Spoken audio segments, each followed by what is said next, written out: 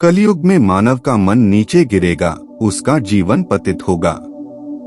यह पतित जीवन धन की शिलाओं से नहीं रुकेगा, नहीं सत्ता के वृक्षों से रुकेगा, किंतु हरि नाम के एक छोटे से पौधे से, हरि कीर्तन के एक छोटे से पौधे से मनुष्य जीवन का पतन होना रुक जाएगा।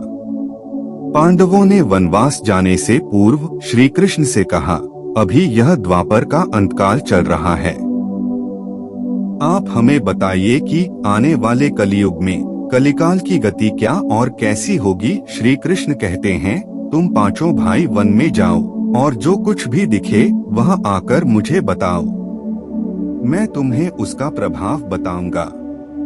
पांचों भाई जब वन में रहने लगे तो एक बार चारों भाई अलग अलग दिशाओं में वन भ्रमण को निकले।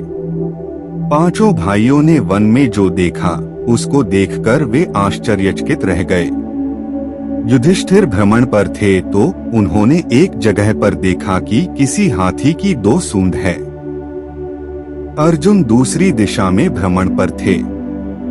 जंगल में उन्होंने देखा कि कोई पक्षी है, उसके पंखों पर वेद की ऋचाएं लिखी हुई हैं, पर वह पक्षी मुर्दे का मांस खा रहा है। भीम ने जंगल में जो देखा वह भी आश्चर्यजनक था।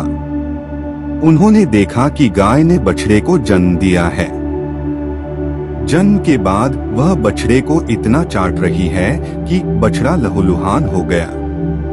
सहदेव जब भ्रमण पर थे तो उन्होंने चौथा आश्चर्य देखा कि 6-7 कुएं हैं और आसपास के कुओं में पानी है, किंतु बीच का कुआं खाली है।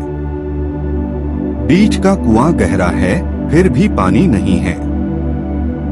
नकुल ने भी एक आश्चर्यजनक घटना देखा।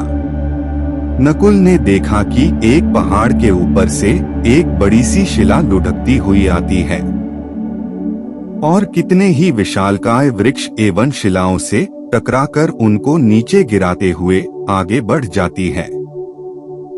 विशालकाय वृक्ष और शिलाएं भी उसे रोक न सके। अंत में एक अत्यंत छोटे पौधे का स्पर्श होते ही वह शिला स्थिर हो गई।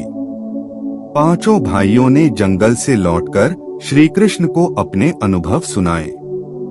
सबसे पहले युधिष्ठिर ने कहा कि मैंने तो पहली बार 2 सूंड वाला हाथी देखा, यह मेरे लिए बहुत ही आश्चर्यजनक था।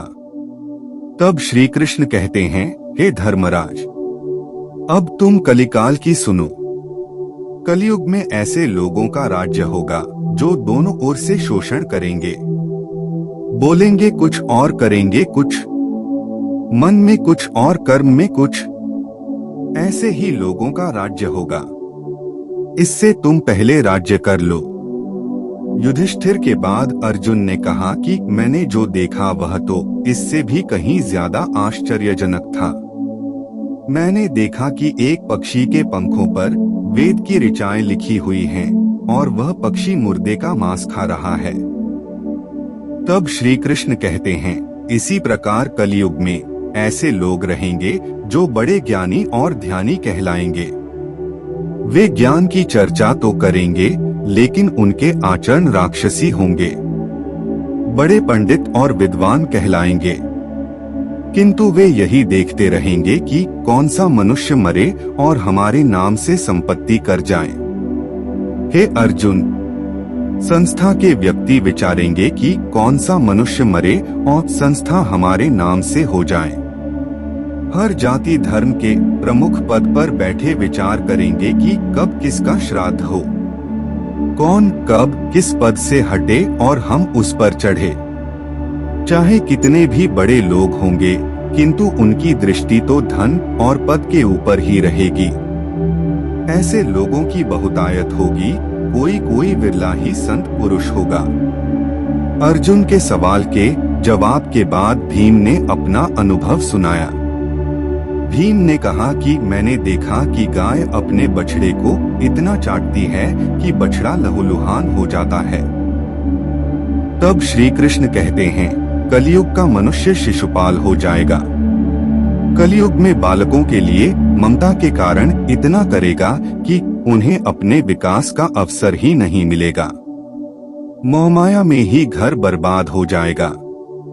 किसी का बेटा घर छोड़कर साधु बनेगा तो हजारों व्यक्ति दर्शन करेंगे, किंतु यदि अपना बेटा साधु बनता होगा तो रोएंगे कि मेरे बेटे का क्या होगा।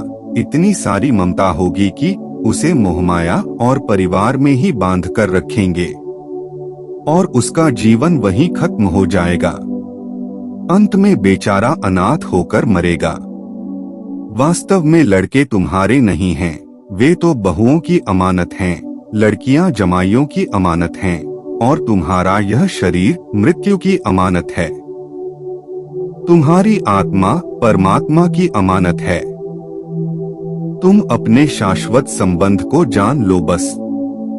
भीम के बाद सहदेव ने पूछा, हे श्री कृष्ण, मैंने जो देखा उसका क्या मतलब है? मैंने यह देखा कि 5 से 7 भरे कुओं के बीच का कुआं एकदम खाली है, जबकि ऐसा कैसे संभव हो सकता है?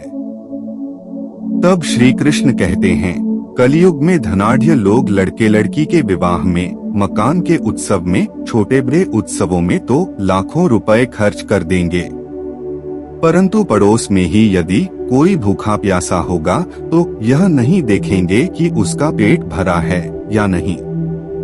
उनका अपना ही सगा भूख से मर जाएगा और वे देखते रहेंगे।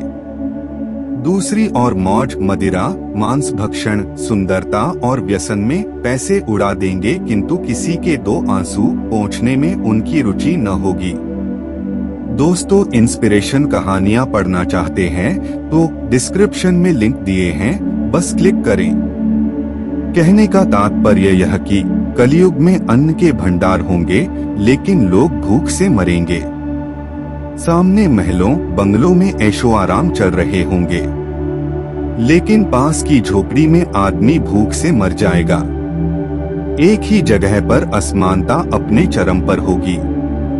सहदेव के बाद नकुल ने श्री कृष्ण को बताया कि मैंने भी एक आश्चर्य देखा। वह यह कि एक बड़ी सी चट्टान पहाड़ पर से लुढ़की, वृक्षों के तने और चट्टानें उसे रोक न पाए, किंतु एक छोटे से पौधे से टकराते ही वह चट्टान रुक गई। तब श्री कृष्ण ने कहा, कलयुग में मानव का मन नीचे गिरेगा, उसका जीवन पतित होगा।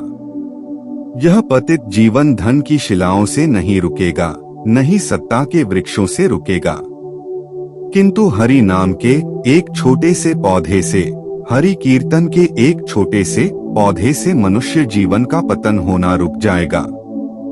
कृपया वीडियो को लाइक और चैनल को सब्सक्राइब करें। धन्यवाद।